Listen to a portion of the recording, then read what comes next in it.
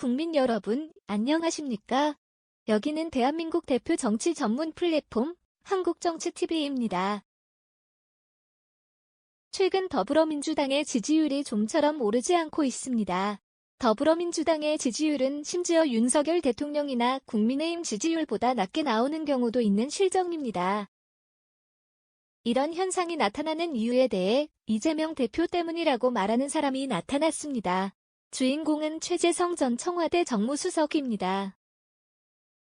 국내 언론 매체들의 보도에 따르면 최재성 전 정무수석은 민주당 지지율이 오르지 못하는 이유에 대해 이재명 대표가 윤석열 대통령과의 국민 신뢰 경쟁에서 뒤지고 있기 때문이라고 말했습니다.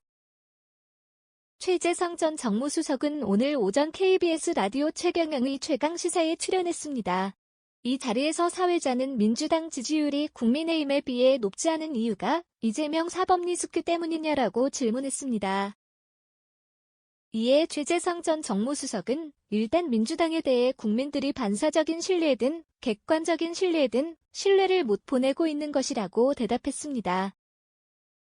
그러면서 야당이 지금은 민심과 함께 비상해야 할 시기인데 이 지지율도 사실 상대적으로 더 확보하지 못한 것은 국민과의 신뢰 경쟁에서 상대적으로 지고 있다는 이야기라고 설명했습니다.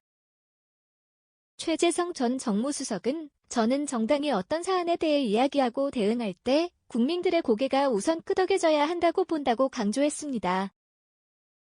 그리고 그런데 연이은 실책을 했다. 첼리스트 사건부터 광화문 윤석열 정권 퇴진 집회 등이라고 예를 들었습니다. 또한 국정조사 합의하고 또 이상민 행정안전부 장관에 대한 최후 통첩을 했다. 고개가 갸우뚱하게 된다. 국정조사 합의 전에 하든가라고 말했습니다. 이어서 최재성 전 정무수석은 정책적으로는 민주당이 끌고 가는 정책이 없다. 이런 것도 상대적 신뢰를 얻지 못하는데 크게 작동했다고 본다고 강조했습니다.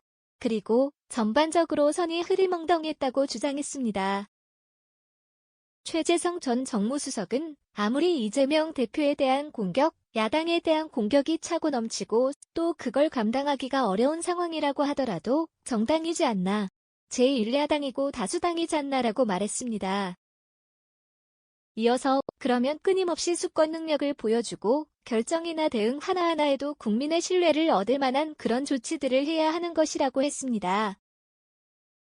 최재성 전 정무수석은 저는 첼리스트 사건 같은 경우 정말 크다고 본다.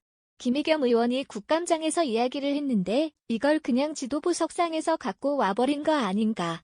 그러면 뭘 이야기해도 국민들은 저거 믿을 수 있나라고 말했습니다.